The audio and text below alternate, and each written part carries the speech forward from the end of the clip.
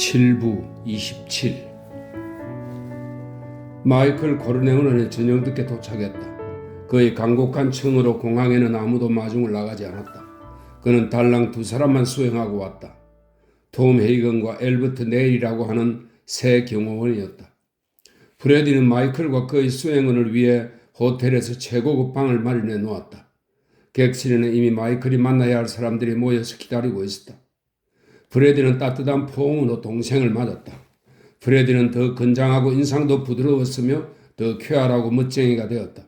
그는 최고급의 회색 실크옷을 입고 그에 어울리는 장신구까지 하고 있었다.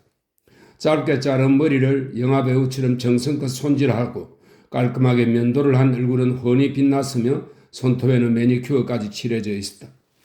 4년 전 뉴욕을 떠나올 때와는 완전히 딴판이었다. 그는 몸을 뒤로 젖히고 앉아 다정한 눈길로 마이클을 살폈다. 성형수술을 했다더니 얼굴이 훤하구나. 결국 K의 설득에 넘어갔구나. 그렇지. K는 어때? 언제쯤이나 여기 한번 올 수 있대? 마이클은 형을 보고 미소를 지었다. 형도 아주 좋아 보여. 이번에 K와 함께 올까 했는데 또 아기를 가진 데다 돌봐야 할 아기도 있잖아. 게다가 이건 사업이야. 난 오늘 밤이나 내일 아침에 돌아가야 해. 뭐 좀 먹어야지. 우리 호텔에 인류 주방장을 모셔왔거든. 아마 너가 지금까지 먹어본 음식 중에 최고일 거야. 먼저 샤워부터 하고 옷부터 갈아입어. 모든 건 여기에 마련해놨어. 너가 만나고 싶어하는 사람들에게도 연락을 해놓았어. 아마 지금쯤 널 기다리고 있을 거야. 전화만 하면 돼. 마이클이 유쾌하게 말했다. 모 거리는 나중에 만납시다. 조니 폰테인과 니노에게도 함께 저녁 먹자고 해요. 루시와 의사 친구도 부르고 저녁 먹으면서 얘기하면 되니까. 그는 헤이건을 돌아다보며 물었다. 더 부를 사람 없죠? 헤이건은 고개를 끄덕였다. 프레디는 마이클보다 더 그를 덜 반겼지만 헤이건은 이해했다. 프레디는 아버지의 블랙리스트에 올라 있는데 그 문제가 해결되지 않는 것이 콘실리에리인 톰 헤이건 탓이라고 여기고 있었다.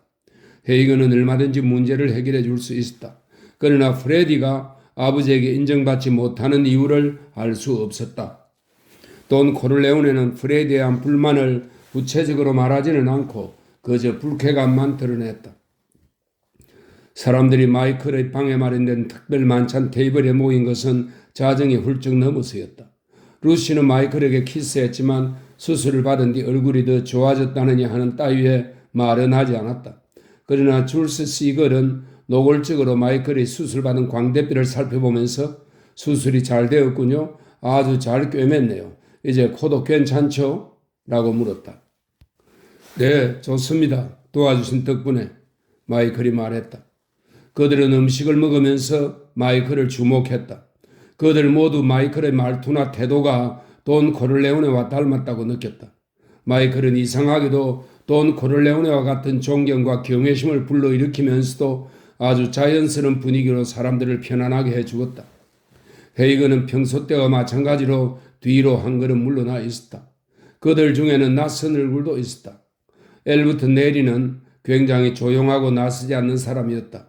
그는 배가 고프지 않다며 음식도 사양하고 문에 가까운 안락의자에 앉아 지역 신문을 읽었다. 그들은 술과 음식을 어느 정도 먹은 뒤 웨이트를 물러가게 했다. 마이클이 조니 폰테인에게 말했다. 목소리를 되찾았다는 소식을 들었는데 정말 잘된 일이에요.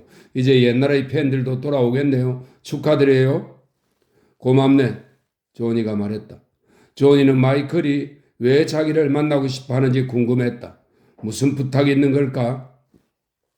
마이클은 모두를 보며 본론을 얘기하기 시작했다. 코르레오네 패밀리는 라스베가스로 이사할 것을 고려하고 있습니다. 올리브유 사업 지분을 모두 매각하고 이곳에 정착할까 합니다. 아버지와 헤이건과 제가 그 문제를 상의해 봤는데 이곳에 패밀리의 장래가 걸려 있다고 생각합니다. 그렇다고 당장 또는 내년에 뭘 어쩌자는 것은 아닙니다. 그쪽 사업을 정리하는 데는 2년, 3년 아니 4년이 걸릴지도 모릅니다. 하지만 대략 계획은 수립했습니다. 우리 친구들이 이 호텔과 카지노의 지분을 꽤 소유하고 있으니 그게 토대가 되어줄 겁니다. 모 그린이 우리에게 자기 지분을 판다면 완전히 우리 패밀리의 소유가 될 수 있겠죠. 프레디의 둥근 얼굴에 걱정이 서렸다. 마이클, 모 그린이 팔 거라고 확신하냐? 그 사람은 한 번도 그런 말을 한 적이 없고 이 사업에 만족해.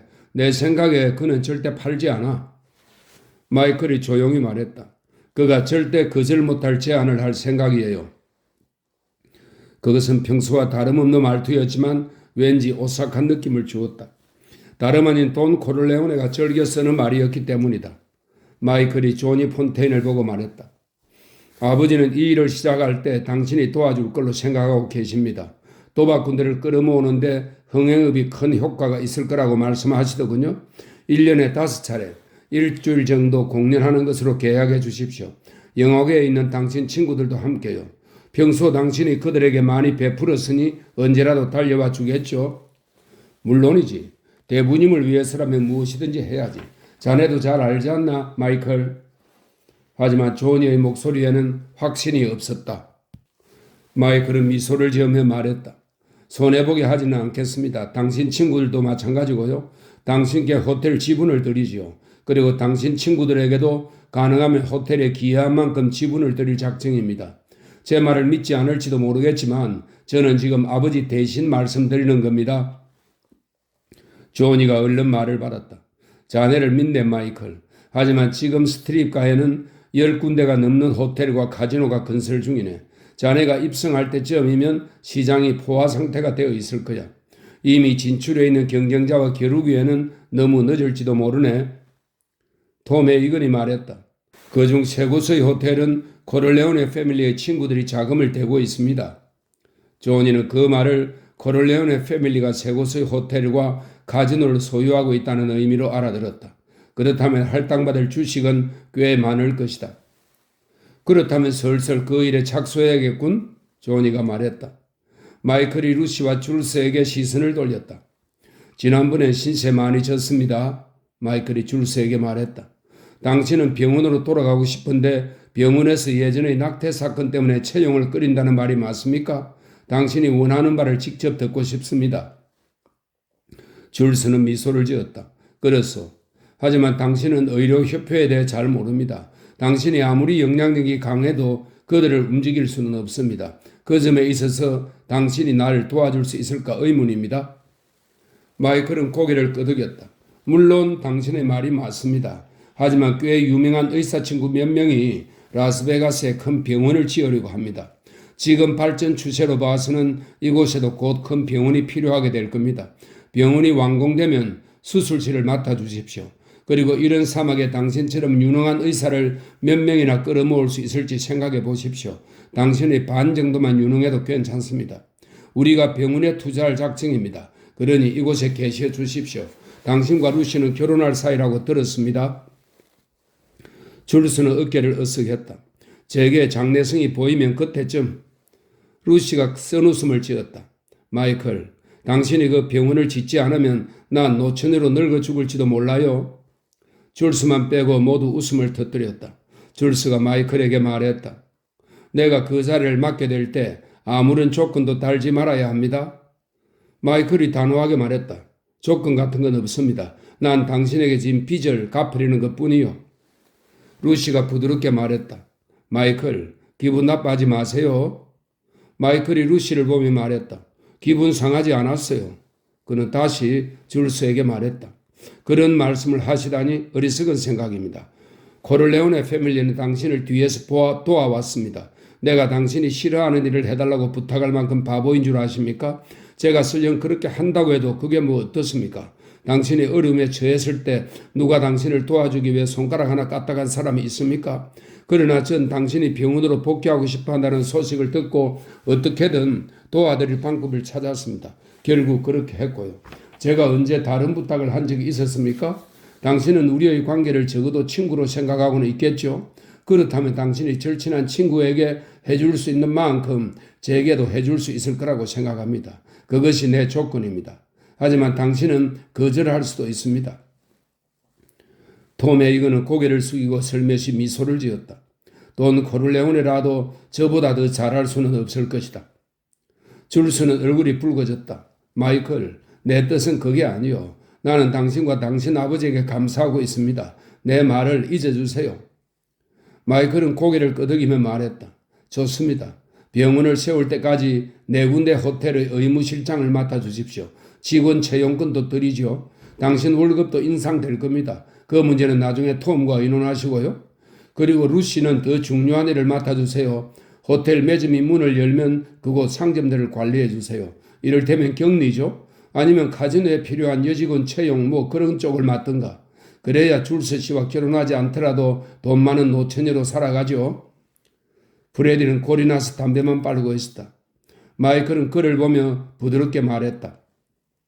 프레디 형, 난 아버지의 심부름꾼에 불과해.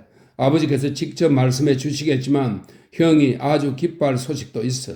모두들 형이 이곳에서 하는 일에 대해 칭찬이 자자해. 그런데 왜 아버지는 내게 화가 나셨지?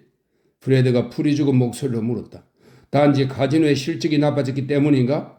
그건 모 그린이 맡았지 내가 맡은 게 아니잖아. 도대체 노인네는 내게 요구하시는 게 뭐냐 말이야?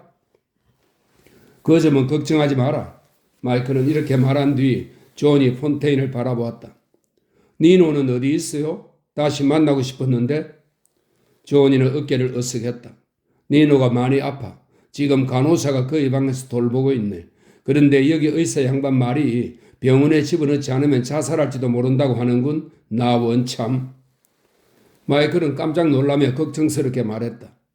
니노는 참 좋은 사람인데 난 그가 어떤 치사한 일을 하거나 남들에게 뭘 강요하는 모습을 본 적이 없어요. 어떤 일에 대해 불평하는 일도 없고요. 술을 너무 많이 마시는 게 탈이지만. 그렇네. 한창 돈이 굴러들어오고 음악계나 영화에서도 할 일이 많은 친구인데 지금도 영화 한 편에 5만 달러씩 받는데 그걸 그대로 날려버리고 있네.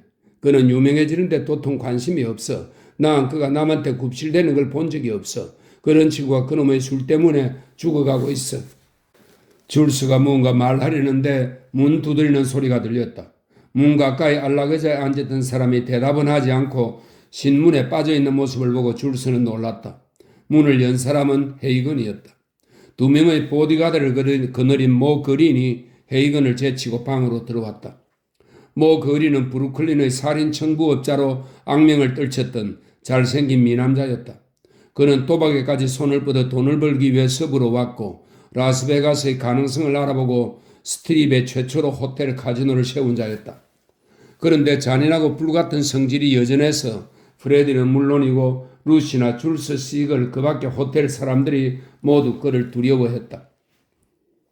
그들은 되도록 그와 마주치는 것을 피했다. 모 그린의 잘생긴 얼굴은 오싹할 정도로 굳어 있었다. 그는 마이클 코를레온에게 말했다. 당신을 만나려고 기다리고 있었소. 내일은 내가 할 일이 많아서 오늘 밤 만나려고 왔소. 괜찮겠소? 마이클 코를레온에는 놀라면서도 애써 반가운 표정을 지으며 물론이죠 라고 말했다. 그는 헤이건에게 지시를 내렸다. 거린 씨에게 술 한잔 드리시오 헤이건. 줄스는 엘버트 내리가 문에 기대고 서 있는 경호원에는 별 관심을 두지 않고 모 그린을 유심히 살피는 모습을 목격했다. 라스베가스에서 폭력이 일어날 가능성이 없다는 것을 그도 알고 있었다. 라스베가스를 미국 도박꾼들의 합법적인 성역으로 만들려는 정부의 계획 때문에 폭력은 엄격히 금지되고 있었다. 모 그린이 자기 경호원들에게 지시했다. 이분들이 카지노에 상게임 하실 수 있도록 칩 좀 드려. 그는 줄스와 루시, 조니 폰테인 그리고 마이클의 경호원인 엘버트 네리를 내쫓으려는 수작이었다. 마이클 코르네온에도 그의 말에 동의했다. 그거 좋은 생각이요. 그때서야 네리는 의자에서 일어나 다른 사람들 따라 나갈 준비를 했다. 사람들이 작별 인사를 하고 나가자 방 안에는 프레디와 톰 헤이건, 모 그린, 마이클 코르네온에만 남았다. 그린은 술잔을 테이블에 내려놓고 가까스로 노여움을 진정시킨 다음 말을 꺼냈다. 코를레온의 패밀리가 나를 내쫓으려 한다는 소리가 무슨 말이요? 내가 당신들 지분을 사겠소. 하지만 당신들은 내 지분을 살 수 없소. 마이클이 차분하게 대답했다.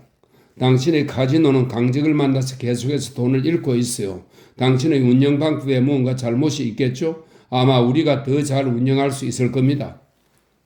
거리는 험상궂게 웃었다. 이보시오 이탈리아 양반. 당신 내가 어려울 때 프레디를 이곳으로 데려와 보호해 주었더니 이제 나를 쫓아내는 거요? 그게 당신 생각 아니요? 누구도 나를 내쫓을 수 없어. 내 뒤에도 친구들이 있어. 마이클은 여전히 차분하고 조용히 말했다. 당신이 프레드를 데려온 건 코를레오네 패밀리가 호텔을 장식하도록 그에게 돈을 주었기 때문이죠. 게다가 카지노에 자금도 지원했고 또 서해안 지역의 몰리네리 패밀리가 프레드의 안전을 보장하고 데려오는 조건으로 그만한 대가를 해주지 않았습니까? 그러니 코를레오네 패밀리와 당신은 서로 공평해진 겁니다. 난 당신이 왜 그렇게 화를 내는지 모르겠습니다.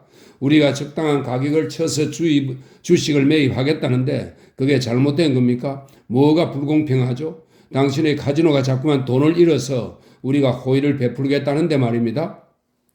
모 그린이 고개를 슬레슬레 흔들었다. 코를레오네 패밀리는 그만한 힘이 없어 대부는 병들고 당신은 뉴욕을 다른 패밀리들에게 추격당하고 있어서 이곳이 벌어먹기가 쉽다고 생각한 게지. 내가 충고하겠는데 마이클 꿈도 꾸지 마시오. 마이클이 부드럽게 말했다. 당신이 프레디를 공공연하게 모욕하는 게 그 때문인가요? 톰 헤이건이 깜짝 놀라 프레디를 쳐다보았다. 프레디 코를레오네는 얼굴이 빨개져서 변명했다. 아 마이클 그건 그게 아니야. 모 그리는 가끔 화를 발끝내서 그렇지 좋은 친구야. 그렇지 뭐? 모 그리는 눈치를 살폈다. 아 물론이지. 호텔을 제대로 운영하려다 보니 가끔 화를 낼 때도 있지. 프레디가 여기 여자애들을 건드리는 바람에 허파에 바람이 잔뜩 들어가서 일은 하지 않고 빈둥거리니 내가 화가 나지 않고 배기나? 그래서 가끔 다투었지만 지금은 내가 프레디의 버릇을 고쳐놨지. 마이클은 냉담한 얼굴로 프레디를 바라보았다. 진짜 버릇을 고친 거야 프레디 형? 프레디는 주눅든 표정으로 동생을 쳐다보며 대답하지 않았다. 모 그린이 웃음을 터뜨리며 말했다. 저 녀석은 한꺼번에 두 여자를 침실로 데려간다네. 이거야말로 샌드위치 노름 아닌가 프레디? 그년들을 그렇게 만들어 놓은 건 바로 자네야. 자네가 한번 데리고 잔 뒤에는 누구도 성에 차지 않다니 말이야. 헤이건은 이 대목에서 마이클이 놀라는 모습을 보았다. 그들은 서로 눈길이 오갔다. 돈 코를레오네가 프레디를 못마땅하게 생각하는 진짜 이유가 이것이었다. 대부는 섹스 문제에 관해서 굉장히 엄격했다. 그는 자기 아들인 프레디가 한 번에 두 여자랑 놀아나는 것을 죄악으로 생각했을 것이다. 더군다나 아들이 그런 일로 모 그린 같은 사람에게 육체적으로 모욕을 당하는 것이 코를레오네 패밀리의 수치라고 생각했을 것이다. 그것이 프레디가 아버지의 블랙리스트에 오르게 된 이유 중 하나였던 것이다. 마이클은 의자에서 몸을 일으키고 본론으로 들어가기 위해 말투를 가다듬었다. 내일 아침 전 뉴욕으로 돌아가야 합니다. 그러니 매각 가격을 생각해 보십시오. 모 그리는 거칠게 나왔다. 아니 이 자식이 나를 그런 식으로 내쫓을 수 있다고 생각한 거야? 내가 죽인 사람 수만 놓고 봐도 넌 나하고 상대도 안 돼. 내가 뉴욕으로 날아가서 직접 돈 코를레오네와 단판을 짓겠어. 그때 조건도 제시하지. 프레디가 톰 헤이건에게 신경질적으로 말했다. 톰, 당신이 콘실리엘이 아니오. 당신의 아버지에게 말씀드려 보시오. 그때 마이클은 프레디와 모 그린을 차갑게 쏘아보았다. 아버지는 지금 은퇴한 거나 다름없어. 지금은 내가 패밀리의 사업을 끌어가고 있어. 게다가 톰은 이제 콘실리엘이가 아니오. 그는 엄격히 말해 여기 라스베가스에 내 변호사 자격으로 왔을 뿐이요. 몇 달 있으면 가족을 데리고 이사할 것이고 변호사 일을 시작할 거요. 그러니 해야 할 말이 있으면 내게 하시오. 아무도 대답하지 않았다. 마이클은 프레디를 향해 정색을 하며 말했다. 프레디 형, 난 형을 존경했어. 하지만 패밀리의 일에 관해 다시는 남의 편을 들지 마. 내 그것까지 아버지에게 말씀드리진 않겠어요. 마이클은 모 그린에게 시선을 옮겼다. 당신을 도우려는 사람을 모욕하지 마시오. 그렇게 힘이 남으면 카지노가 왜 적자가 나는지 그 이유나 찾아보는 게 좋을 겁니다. 코를레오네 패밀리는 여기에 많은 돈을 투자했는데 그만한 이익을 거둬들이지 못하고 있어. 난 당신을 모욕하기 위해 여기 온 게 아니라 도와주려고 온 거요. 그런데 도와주려는 사람에게 침을 뱉고 싶다면 그건 당신이 알아서 할 일이요. 난 더 이상 말하고 싶지 않소. 마이클은 한 번도 목청을 높이지는 않았지만 모 그린과 프레디에게는 상당한 충격을 주었다. 마이클은 두 사람을 노려보더니 그들이 나가주기를 바란다는 뜻으로 테이블에서 몇 걸음 뒤로 물러났다. 헤이건은 문가로 가서 문을 열고 기다렸다. 두 사람은 작별 인사도 없이 방을 나갔다. 다음 날 아침 마이클 코를레오네는 모 그린에게서 연락을 받았다.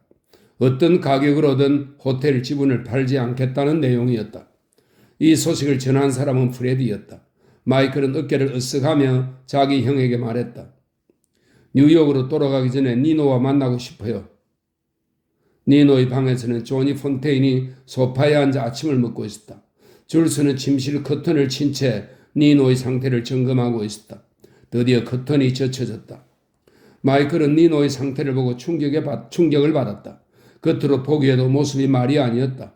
눈은 푹 꺼지고 입은 힘없이 벌어져 있고 얼굴은 살이 빠져 몰라보게 헬쓱해진 상태였다. 마이클이 침대 곁에 앉아 말했다.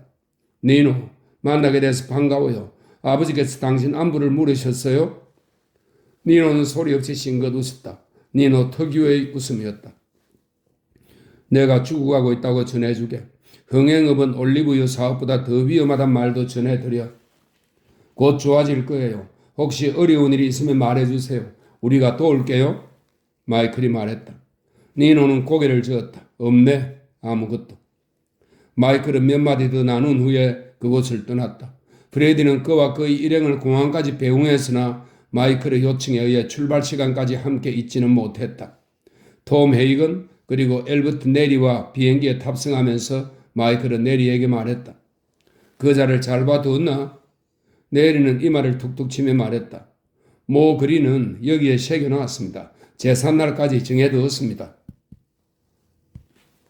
제7부 28 비행기를 타고 뉴욕으로 돌아오는 길에 마이클 코를레오네는 긴장을 풀고 잠을 청했지만 잘 되지 않았다.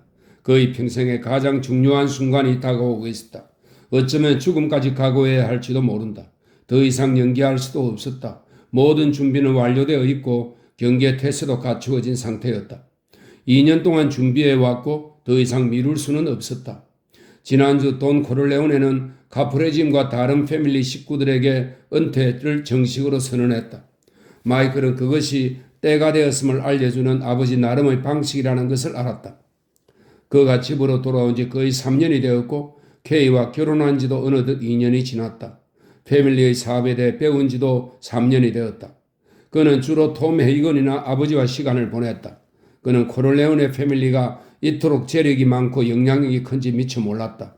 뉴욕 중심부의 빌딩을 비롯해 어마어마한 가치의 부동산을 소유하고 있었다.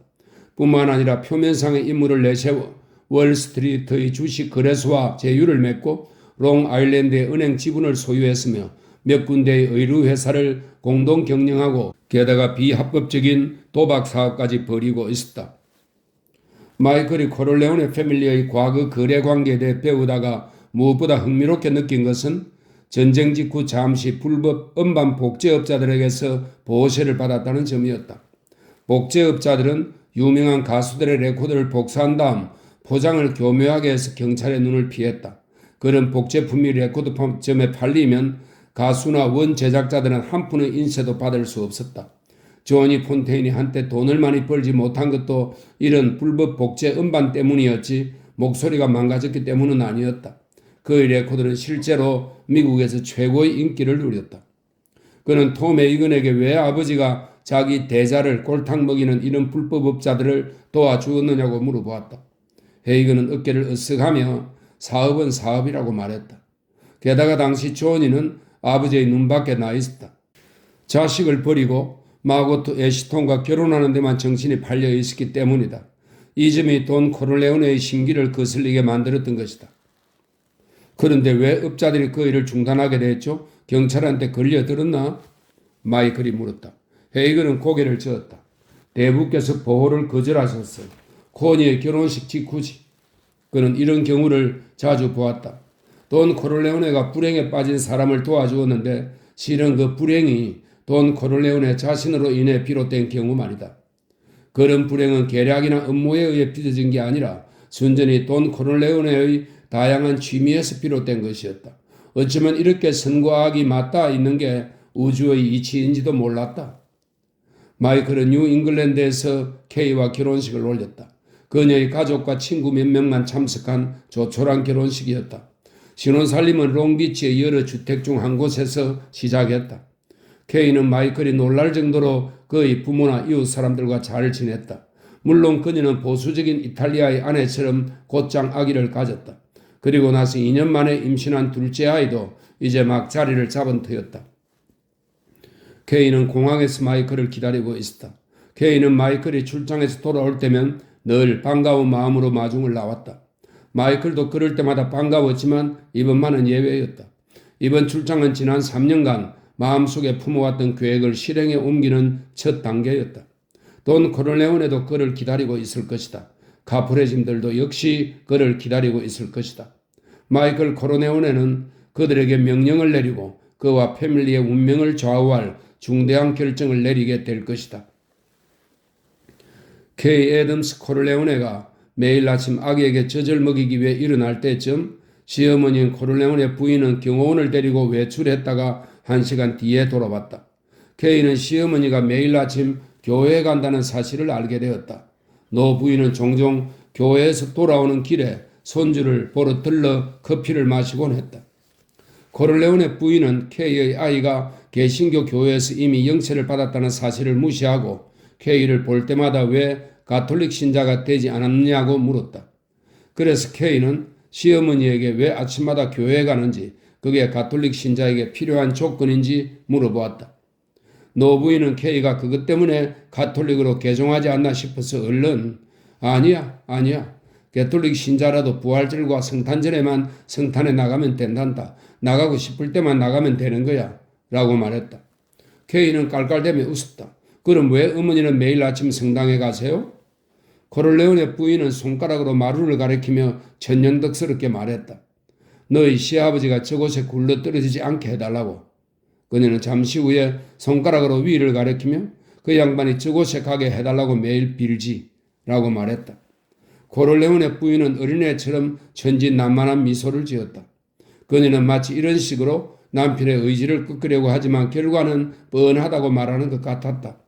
엄격한 이탈리아인 할머니는 거의 이런 식으로 농담을 했다. 그녀는 남편이 없는 자리에서는 언제나 위대한 대부를 깎아내리는 듯한 태도를 취했다. 아버님은 어떠세요? 케이가 공손하게 물었다. 코르레오네 부인은 어깨를 으쓱했다. 총 맞은 뒤로는 예전 같지 않구나. 마이클이 모든 일을 하고 그 양반은 밭에서 후추나 토마토를 가꾸며 소일하지. 농사꾼이 다 됐어. 남자들은 원래 그런 게다. 늦은 아침이면 코니가 두 아이들을 데리고 케이에게 와서 놀다 가곤 했다. 케이는 코니를 좋아했다. 코니는 쾌활한 성격과 무엇보다 오빠인 마이클을 좋아한다는 점이 마음에 들었다. 코니는 케이에게 이탈리아 음식 만드는 법도 가르쳐주고 손수 만든 음식을 가져와 마이클에게 맛보라고 권하기도 했다. 오늘 아침에도 여느 때처럼 케이에게 들른 코니는 마이클이 자기 남편인 카를로를 어떻게 생각하고 있는지 넌지시 물었다. 마이클이 겉으로 보는 것처럼 카를로를 정말 좋아하는 걸까? 카를로는 패밀리와 문제를 자주 일으켰지만 요 몇 년 동안에는 완전히 딴 사람이 되었다. 그는 노동조합 일도 능숙하게 처리했고 밤늦게까지 열심히 일했다. 카를로는 정말로 마이클을 좋아하는 것 같다고 코니는 입버릇처럼 말했다. 사실 모두들 대부를 좋아했던 것처럼 마이클도 좋아했다. 마이클은 여러모로 돈 코르레오네의 판박이었다. 마이클에게 올리브유 사업을 맡긴 것도 탁월한 선택이었다. 케이가 전에도 느낀 것이었지만 코니는 패밀리와 관련해 자기 남편 얘기를 할 때면 늘 카를로에 대한 칭찬을 듣고 싶어서 안달했다. 마이클이 카를로를 좋아하는지 아닌지에 대해 코니가 어찌나 신경을 쓰는지 그걸 눈치채지 못하는 사람은 바보일 거라고 생각했다. 그래서 어느 날 케이는 마이클에게 그 점을 물어보았다. 덧붙여 왜 사람들이 소니 코르레오네에 대해서 한마디도 하지 않으며 소니의 이름조차 언급하지 못하게 하는지 물어보았다. 언젠가 케이는 시부모에게 애도를 표하려고 했지만 그들은 무리할 정도로 침묵하고 무시해버렸다. 코니에게도 큰오빠에 대해 물어보려고 했지만 실패한 적이 있었다. 소니의 아내인 산드라는 아이들을 데리고 친정이 있는 플로리다로 이사했다. 남은 식구들이 편안히 먹고 살 수 있도록 패밀리에서 충분한 생활비는 지급되었지만 소니가 남겨준 재산은 전혀 없었다. 마이클은 어쩔 수 없이 소니가 살해되던 날 밤에 일어난 일에 대해 설명을 해주었다. 그때 카를로가 자기 아내를 때려서 코니가 롱비치에 전화를 걸었고 그 전화를 받은 소니가 격분한 상태에서 코니에게 달려가다 사고를 당한 것이다. 그래서 코니와 카를로는 식구들이 소니의 죽음이 간접적이나마 코니 또는 남편인 카를로 탓이라고 생각할까봐 늘 신경이 곤두서 있다. 그러나 사실은 그렇지 않다. 코니와 카를로를 롱비치의 저택에 살게 하고 카를로를 노동조합 쪽에 중요한 일자리를 주어 승진시켜 준 것만 봐도 알지 않느냐고 했다. 그리고 카를로는 버릇을 고쳤다. 이제 술도 마시지 않고 바람도 피우지 않고 건방지게 굴지도 않는다. 패밀리는 지난 2년 동안 카를로의 태도나 성실한 근무 태도에 만족스러워하고 있다. 아무도 그때의 사건을 가지고 그를 탓하지 않는다. 그럼 코니네 부부를 저녁 식사에 초대해서 안심시켜 주는 게 어떨까요? 당신이 자기 남편을 어떻게 생각하는지 걱정하는 게 정말 안쓰러워 보여요. 코니에게 말해요. 그런 바보 같은 생각이랑 하지 말라고요. 케이가 말했다. 난 못해. 다시는 집에서 그 일에 대해 얘기하지 말자고 마이클이 말했다. 그럼 내가 대신 그 말을 코니에게 전해줄까요? 케이가 말했다. 당연히 해도 될 것 같은 일인데 마이클이 필요 이상으로 망설이는 것 같아서 케이는 어리둥절해졌다. 마이클이 이렇게 대답했다. 그러지 마라 케이. 그렇게 해도 별 도움이 되지 않아. 어차피 코니는 미안해할 거야. 그건 아무도 도와줄 수 없는 문제야. 케이는 다소 놀랐다. 마이클은 코니가 아무리 다정하게 굴어도 언제나 차갑게 대했다. 당신 정말 소니가 살해당한 것이 코니 때문이라고 생각하는 것은 아니죠? 케이가 물었다. 마이클이 한숨을 내쉬었다. 물론이야. 걔 내 여동생이야. 난 그 애를 좋아해. 그리고 미안한 감정도 있어. 카를로가 마음을 잡긴 했지만 남편 까함으로는 마땅치 않아. 단지 그것 때문이야. 이제 그 일은 잊어버리자고? 케이는 잔소리를 늘어놓는 성격이 아니어서 그 문제는 그대로 넘겼다. 또 마이클은 억지로 시킨다고 하는 사람이 아니며 그렇게 하면 매몰차게 거절하는 사람이었다.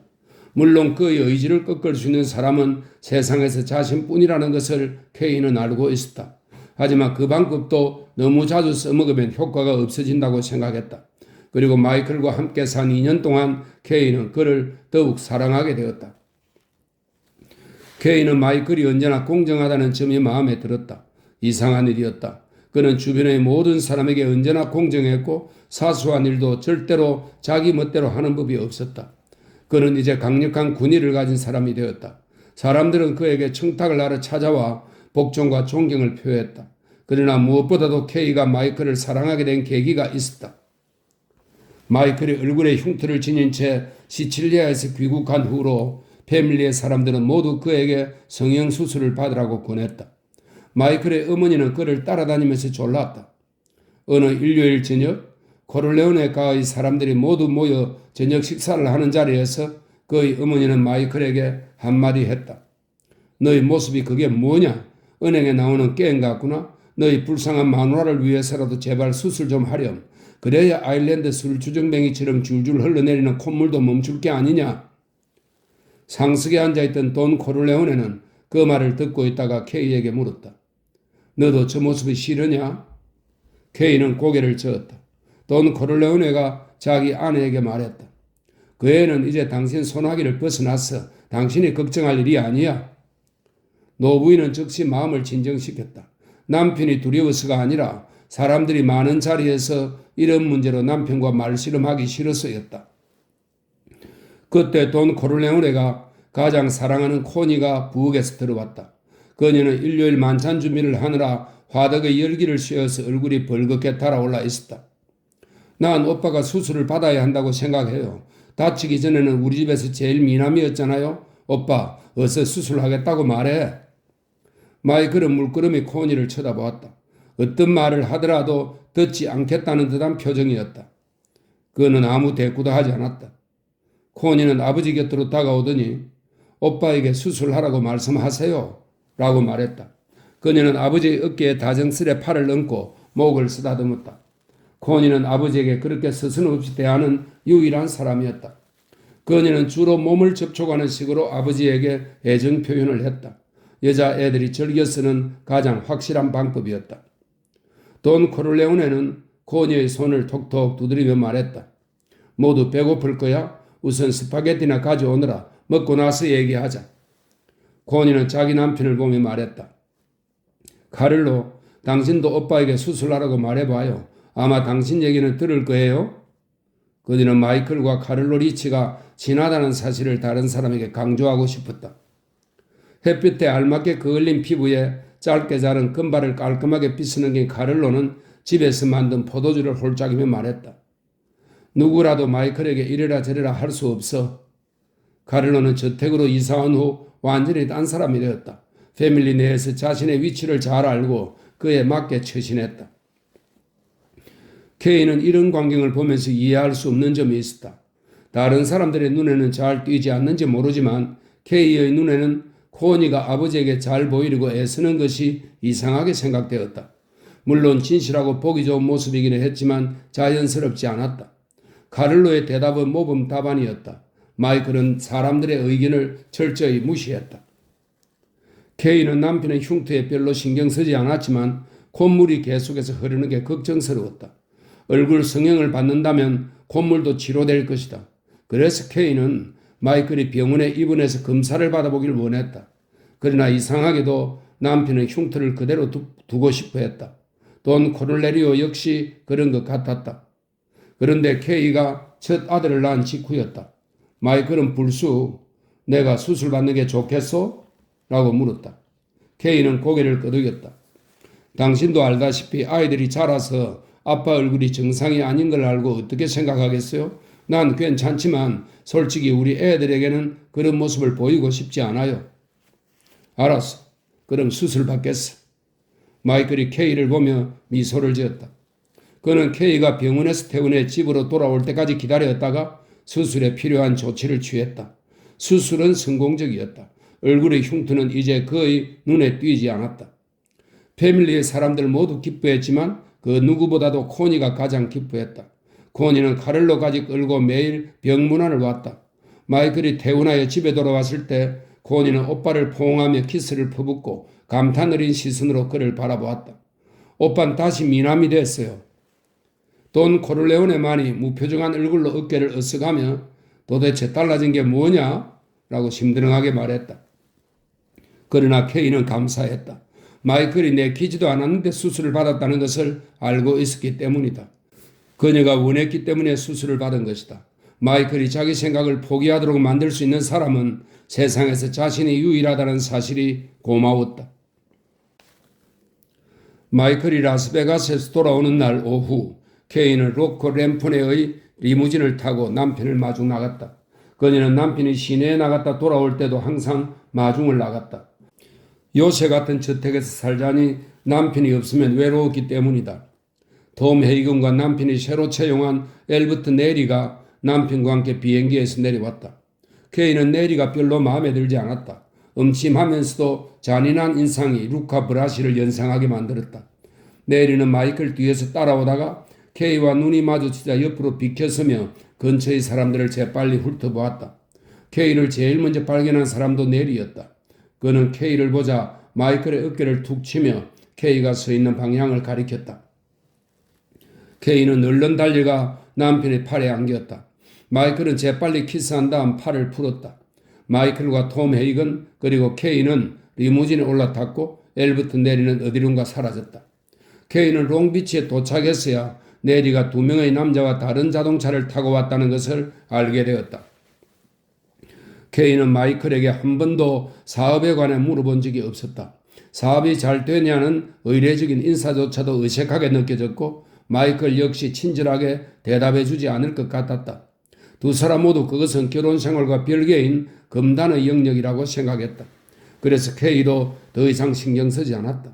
그러나 마이클이 라스베가스 출장권 때문에 저녁 시간을 아버지와 함께 보낼 거라고 말하자 케이는 실망해서 얼굴을 찌푸리고 말았다. 미안해. 대신 내일 밤에 뉴욕에 가서 쇼도 보고 외식도 하자고. 알았지? 마이클이 이렇게 달래주며 그녀의 배를 툭툭 건드렸다. 케이는 벌써 임신 7개월째였다. 아이를 낳으면 또 집에 묶여있게 되겠네. 그러고 보니 당신은 양키가 아니라 이탈리아 여자가 다 되었군. 2년 새 아이를 둘이나 낳았으니? 그러자 케이가 빈정거렸다. 그럼 당신은 이탈리아 사람이 아니라 양키가 다 되었네요. 집까지 일거리를 가지고 오는 걸 보니? 그러나 케이는 곧 미소를 지으며 말했다. 오늘 늦어요?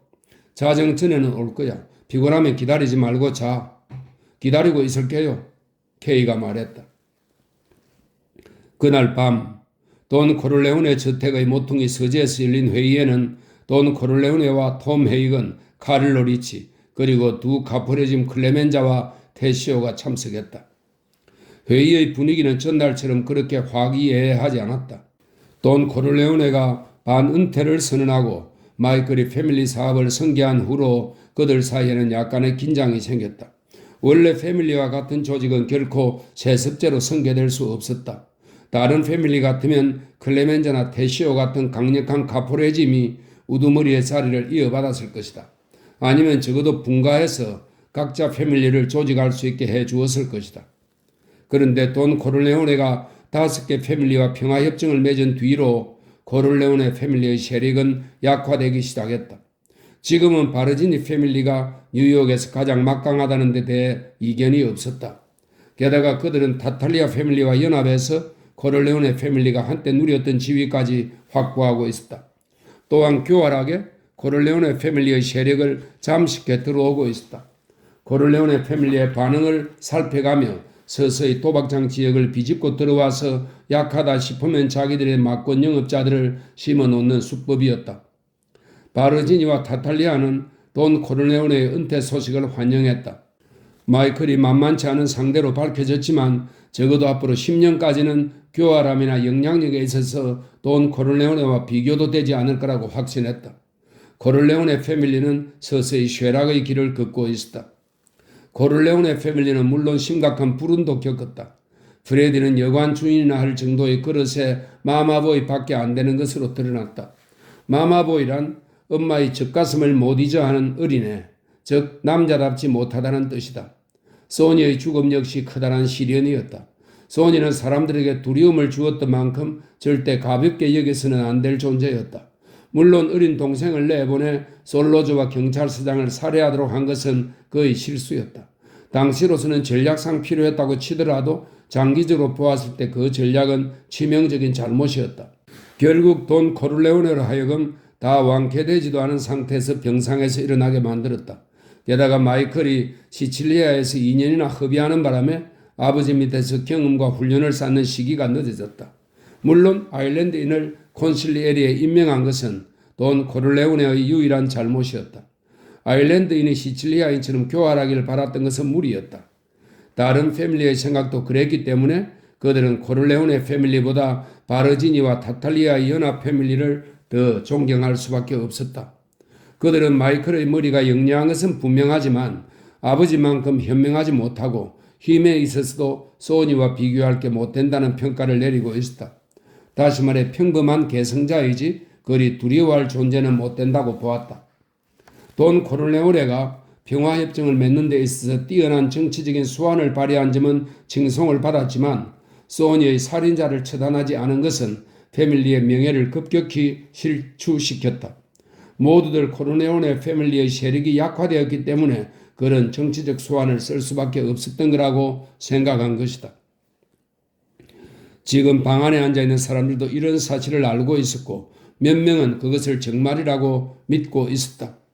카를로 리치만 해도 마이클을 좋아하지만 소니를 두려워했던 것만큼 마이클을 두려워하지는 않는다. 클레멘자 역시 마이클이 솔로즈와 경찰서장을 해치우는 모습을 보고 신뢰를 하기는 했지만 대부가 되기에는 약하다는 생각을 지울 수가 없었다. 클레멘자는 코를레오네 패밀리로부터 분가하여 자기만의 패밀리를 조직할 수 있도록 허가가 떨어지기만을 바라고 있었다. 그러나 대부가 아직 그런 기색을 보이지 않았고 클레멘자는 그를 존경했으므로 그 뜻을 거스릴 수가 없었다. 물론 전반적인 상황이 어려워진다면 달라질 수도 있을 것이다.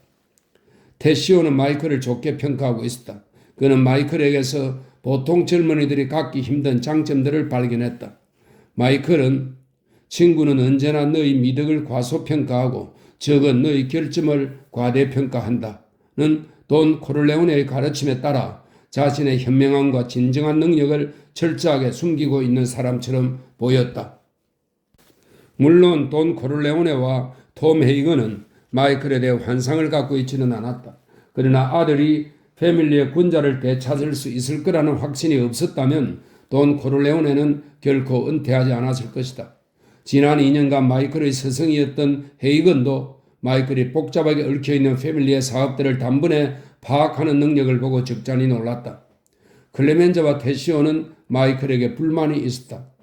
마이클이 자신들의 세력을 축소시키고 소니의 조직을 재건하지 않았기 때문이다.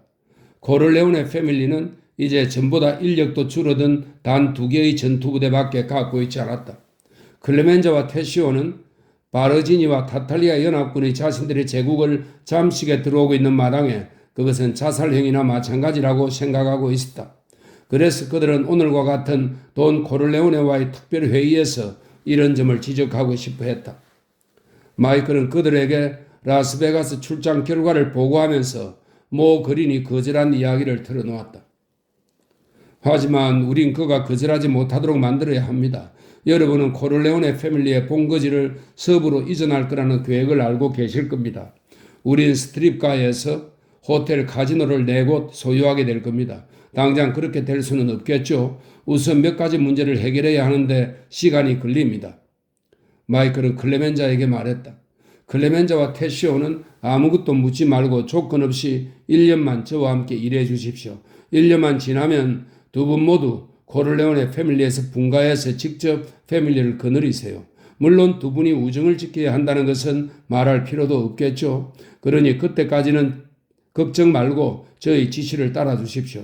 지금 두 분이 걱정하고 있는 문제들을 처리하기 위해 협상을 할 계획이에요. 그러니 조금만 참아주세요. 테시오가 말했다. 모 그린이 대부님과 얘기하고 싶어 했다는데 왜 그렇게 하지 않았나? 지금까지 대부께서 누구든지 설득시키셨네. 대부의 합리적인 설득에 넘어가지 않은 사람은 없었어. 이 말을 들은 돈 코를레오네가 즉각 반응했다. 난 은퇴했어. 내가 개입하면 마이클의 위신이 서지 않게 되지. 게다가 그 사람은 만나고 싶지 않아. 테시오는 언젠가 모 그린이 라스베가스 호텔에서 프레디를 때렸다는 얘기를 떠올렸다. 그는 낌새를 알아차리고 의자에 편안히 몸을 기댔다. 모 그린은 이제 죽은 목숨이군. 코를레오네 패밀리는 그를 설득할 마음이 없는 것이다. 카를로 리치가 끼어들었다. 코를레오네 패밀리는 뉴욕에서 아무 사업도 하지 않을 작정입니까? 마이클은 고개를 끄덕였다.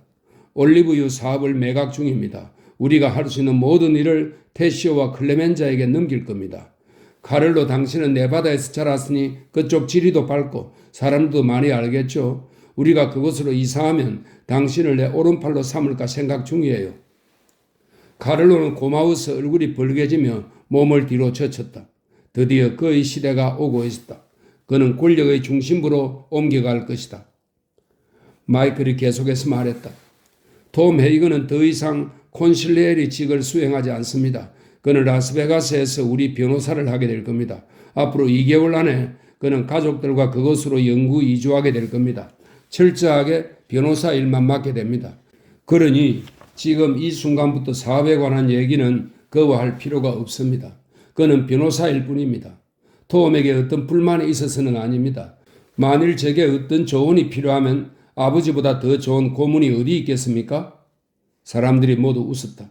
그러나 그들은 농담 속에 어떤 메시지가 담겨 있음을 알았다. 톰 헤이건은 이제 밀려난다. 더 이상 어떤 권력도 갖지 않게 된다. 그들은 모두 헐컹거리며 헤이건의 반응을 살폈지만 그의 표정은 담담했다. 클레멘자는 뚱뚱한 사람 특유의 씩씩거리는 목소리로 말했다. 이제 1년이라는 시간만 지나면 우리가 진짜 우리만의 패밀리를 갖게 되는 건가? 맞나?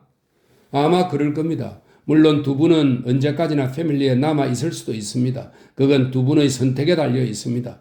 그러나 우리 세력은 대부분 서부로 옮겨갈 테니 두 분이 스스로 조직을 만드는 게 좋을 겁니다. 테시오가 조용히 말했다. 그렇다면 자네가 신입 대원을 모집해도 좋다는 허락을 해줘야 한다고 생각하네. 바르진 이 녀석들이 자꾸만 우리 영역을 넘보고 있네. 그놈들에게 본때를 보여주는 게 좋아. 마이클은 고개를 저었다. 아니에요. 그건 안 됩니다. 당분간 이 상태로 가야 합니다. 모든 문제는 협상하게 될 겁니다. 우리가 떠나기 전에 모든 게 해결될 겁니다. 테시오는 그 대답에 쉽게 수긍하지 못했다. 그는 마이클의 반발을 살 것을 각오하고 대부에게 직접 말했다. 용서하십시오, 대부. 우리 우정을 믿고 감히 말씀드리겠습니다. 당신과 당신 아들이 이번 네바다 사업은 잘못 판단하고 있다고 생각합니다. 어떻게 이곳에서 뒷받침해 줄 수 있는 힘도 없이 그곳에서 성공할 수 있다고 생각합니까? 양쪽이 서로 손잡고 가야 합니다. 당신이 이곳을 떠나면 바르지니와 타탈리아는 우리에게 너무 힘겨운 상대입니다. 나와 클레멘자는 어려움에 빠질 게 분명하고 금방 그들의 손아귀에 잡히게 될 겁니다. 바르지니는 내 취향이 아닙니다. 그러니 코를레오네 패밀리는 힘을 보강한 다음에 떠나야지 약해진 상태에서 떠나면 안 됩니다. 우리는 전투대원들을 더 보강하고 적어도 스테튼 지역에서 빼앗긴 영역을 되찾아야 합니다. 돈 코를레오네는 고개를 저었다. 난 화해를 했어. 잊지 말게. 내 입으로 한 약속을 어길 수는 없어. 테시오는 쉽게 물러나지 않았다. 그때 이후로 바르지니가 우리에게 찝쩍거린다는 사실은 삼척동자도 다 아는 일입니다. 게다가 만일 마이클이 새로운 대부가 되면 무엇으로도 저들의 행동을 저지할 수 없게 될 겁니다. 대부의 말씀도 먹혀들지 않을 겁니다. 마이클은 신경이 날카로워졌다. 그는 대부라도 된 것처럼 테시오에게 말했다. 당신이 궁금해하고 의심하는 문제의 해답을 지금 협상 중입니다. 제 말을 믿지 못하겠다면 아버지께 물어보시죠. 테시오는 자기가 너무 지나쳤다는 것을 깨달았다. 감히 대부에게 물어보면 마이클이 자신을 적대시할 것이다. 그래서 테시오는 어깨를 으쓱하며 나 자신을 위해서가 아니라 패밀리의 장래를 위해 말한 것뿐이네. 내 몸뚱이 하나야 내가 지킬 수 있네. 마이클은 굳은 표정을 풀고 미소를 지었다. 테시오 아저씨, 전 한 번도 아저씨를 의심해 본 적이 없습니다. 그러니 저도 믿어주세요. 물론 이런 문제에 있어서 전 두 분 카포레즘을 따라갈 수 없겠지요. 어쨌든 전 지금까지 아버지의 가르침을 따랐습니다. 그러니 크게 실수하는 일은 없을 테고 우린 잘해 나갈 겁니다. 회의가 끝났다. 중요한 소식은 클레멘자와 테시오가 분가하여 각자 자신의 조직을 만들 수 있게 되었다는 점이었다. 테시오는 도박 사업과 브루클린의 부두를, 클레멘자는 맨하튼의 도박장과 롱아일랜드의 경마장 이권을 차지하게 될 것이다. 그러나 두 카프레짐은 그다지 만족스럽지 않았고 불안함이 가시지 않았다. 카를로 리치는 자신의 패밀리에서 한자리 하게 될 날을 기대하며 한마디 언질이라도 듣기 위해 꿈을 그렸다. 그러나 마이클이 그럴 마음이 없다는 것을 눈치채고 그만 돌아갔다. 이제 서재에는 돈 코를레오네와 톰 헤이건, 마이클만 남았다. 엘버튼 내리는 집 밖에 서 있었다. 카를로는 문가에 서서 외등의 불빛이 쏟아지는 저택을 경호하고 있는 내리를 보았다. 서재에서는 세 사람이 오랫동안 한 집에서 가족으로 살아온 사람들만이 취할 수 있는 가장 편안한 자세로 쉬고 있었다. 마이클은 아버지에게는 아니스 술을, 톰 헤이건에게는 스카치를 대접했다. 자신이 마실 술도 가져왔지만 거의 마시지 않았다. 톰 헤이건이 먼저 얘기를 꺼냈다. 마이클, 왜 날 이번 교육에서 뺀 건가? 마이클은 흠칫 놀랐다. 당신은 라스베가스에서 저희 오른팔이 되어 주셔야 합니다. 우린 이제 모든 걸 합법적으로 할 거예요. 당신은 법률가잖아요. 그것보다 더 중요한 일이 무엇이 있겠어요? 헤이건은 약간 슬픈 미소를 지었다. 난 그걸 말하는 게 아니야. 로코 램프네가 나도 모르게 비밀 길차대를 만들고 있다는 거 말일세? 왜 카프레짐이나 나를 통하지 않고 직접 내리와 일을 처리하는가 말일세? 물론 자네는 램프네가 무슨 일을 도모하는지 모르지 않겠지? 마이클이 조용히 말했다. 램프네의 조직에 관해서는 어떻게 아셨어요? 헤이건은 어깨를 으쓱했다. 걱정 말게, 비밀이 샌 건 아니니. 다른 사람은 모르네. 하지만 내 위치에서는 무슨 일이 진행되는지 알 수 있지. 자네는 램폰에게 생계를 마련해주고 권력도 많이 주었네. 그가 작더라도 자신만의 제국을 건설하려면 사람들도 필요하겠지. 그러나 그가 선발하는 조직원들은 내게 반드시 보고해야 하네. 그런데 내가 보기에 그의 조직원들은 특수 업무를 맡은 만큼 보수도 많아. 아니, 특수한 경험이 아무리 가치가 있다고 해도 보수가 너무 많아. 어쨌든 자네가 램포네를 선발한 것은 잘한 일이야. 그는 자기 임무를 완벽하게 해내는 사람이야. 마이클이 얼굴을 찌푸렸다. 당신이 보는 것만큼 완벽한 것도 아니에요. 그리고 램포네를 선택한 것은 아버지예요. 좋아. 그런데 왜 날 이번 교육에서 제외시킨 거지? 톰이 물었다. 마이클은 조금도 기죽지 않고 톰의 얼굴을 똑바로 쳐다보며 말했다. 형님은 전시의 콘실리에리로서는 적당하지 않아요. 이번에 우리가 하게 될 일에 따라 상황이 어려워질 수도 있고 싸워야 하는 일이 생길지도 모릅니다. 그럴 경우에 난 형님이 전선에 나가지 않고 후방을 지켜주기를 바래요. 헤이건은 얼굴을 붉혔다. 만일 돈 코를레오네가 이렇게 말했다면 묵묵히 받아들였을 것이다. 그러나 도대체 풋내기 마이클이 무슨 근거로 그런 판단을 한단 말인가? 알았네. 하지만 나도 테시오의 의견에 동감이네. 자네는 잘못된 길로 가려고 해. 힘도 길러놓지 않은 상태에서 행동으로 옮기려고 해. 그건 잘못이야. 바르지니는 늑대 같은 놈이어서 그가 만일 자네의 사지를 갈기갈기 찢어놓으면 다른 패밀리들이 코를레오네 패밀리를 돕겠다고 몰려오지 않을 거야. 돈 코를레오네가 드디어 입을 열었다. 톰, 이건 마이클이 혼자 결정한 게 아니야. 나도 조언을 했네. 꼭 해야 할 일이지만 난 어떤 식으로든 책임을 지고 싶지 않네. 이 일은 내 희망이지 마이클이 원하는 일은 아니네. 난 산티노는 대부가 되기에 부족하다고 생각했어도 콘실리 에르로서 자네의 능력을 의심한 적이 없네. 산티노는 마음은 좋지만 내가 어려운 지경에 처했을 때 보니 패밀리를 이끌 만한 제목이 아니었네. 게다가 프레디마저 여자 꽁무니만 따라다니게 될 줄 누가 알았겠나? 그래서 그놈도 탐탁치 않게 생각하네. 난 자네와 마이클만 믿네. 그렇기 때문에 자네가 앞으로 일어날 일들에 관여하지 않기를 바라는 거야. 안 그래도 마이클에게 램푼의 비밀 조직이 자네 눈을 피할 수 없을 거라고 말했네. 자, 이게 내가 자네를 신임한다는 증거야. 마이클이 빙긋이 웃었다. 전 솔직히 형님이 그 사실을 알고 있는 줄도 몰랐어요. 헤이건은 기분이 누그러졌다. 나도 돕겠네. 마이클은 단호하게 고개를 저었다. 아니에요. 이 일에 개입하지 않는 게 좋습니다. 톰은 자신의 술잔을 비우고 방을 나서기 전에 마이클에게 다시 가볍게 충고했다. 자네는 대부님 만큼 훌륭해. 하지만 아직 배워야 할 게 한 가지 있네. 그게 뭡니까? 마이클이 공손하게 물었다. 거절하는 법. 헤이건이 대답했다. 마이클은 진지한 표정으로 고개를 끄덕였다. 압니다. 명심하겠어요. 헤이건이 떠날 때 마이클은 아버지에게 농담을 했다. 아버지는 제게 다른 건 다 가르쳐 주셨잖아요. 이제 사람들이 기분 나빠하지 않게 거절하는 법을 가르쳐 주세요. 돈 코를레오네는 커다란 책상 뒤로 가서 앉았다. 자기가 사랑하는 사람에게 노라고 말하기는 쉽지 않은 법이다. 사실 그건 비밀인데 너에게만 알려주지. 노라고 말하면서도 예스처럼 들리게 해야 한다. 아니면 사람들이 알아서 노라고 알아듣게 만들든지. 그러려면 시간을 갖고 노력을 해야 해. 그러나 난 구식이고 넌 신식이니 내 말을 들을 필요는 없다. 마이클이 웃었다. 알겠습니다. 그런데 톰을 개입시키지 않은 것에 동의하시죠? 돈 코를레오네는 고개를 끄덕였다. 제가 하려는 일이 순전히 소니 형이나 아폴로니아에 대한 복수심 때문이 아니라는 것을 말씀드려야 할 것 같습니다. 이건 꼭 해야 할 일입니다. 바르디니 패밀리에 대해서는 테시오나 톰이 잘 파악하고 있는 것 같습니다. 돈 코를레오네는 고개를 끄덕였다. 복수란 차가울 때 가장 맛있는 음식과 같다. 나도 화해를 하지 말았어야 했는데 그렇지 않으면 너가 살아서 돌아올 수 없을 것 같았다. 바르지니가 끝까지 널 해치려고 한다는 걸 알고 얼마나 놀랐는지 모른다. 아마 평화회담이 있기 전에 계획된 거다 중단할 수 없었겠지. 그건 그렇고 놈들이 돈 토마시노를 노리지 않았다는 건 확실하냐? 네, 그렇게 보이려고 꾸민 겁니다. 제가 살아서 돌아오지 못했다면 아버지조차 의심하지 못하도록 완벽하게 꾸몄습니다. 전 파브리지오가 문을 통해 도망가는 걸 보았어요.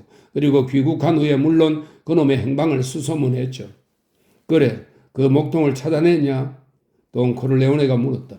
네, 찾아냈어요. 1년 전이에요. 버팔로에서 작은 피자 가게를 하고 있더군요. 위조 여권과 신분증을 가지고 이름도 바꾸었더군요. 아주 잘 지내고 있었는데 목동 파브리지오가 틀림없었습니다. 돈 코를레오네가 고개를 끄덕였다. 더 이상 기다릴 필요가 없겠군. 그래, 언제 시작할 참이냐? 케이가 아기를 낳을 때까지 기다려야 할 것 같습니다. 혹시 일이 잘못될 것에 대비했어요. 그리고 톰이 라스베가스에 정착한 뒤에야 그가 이 문제에 개입하지 않을 것 같습니다. 지금부터 한 1년 뒤라야 가능할 것 같아요. 준비는 모두 끝났냐? 돈 코를레오네가 물었다. 그는 이 말을 하면서 마이클을 쳐다보지 않았다. 마이클이 부드럽게 말했다. 아버지께서 도와주실 일은 없어요.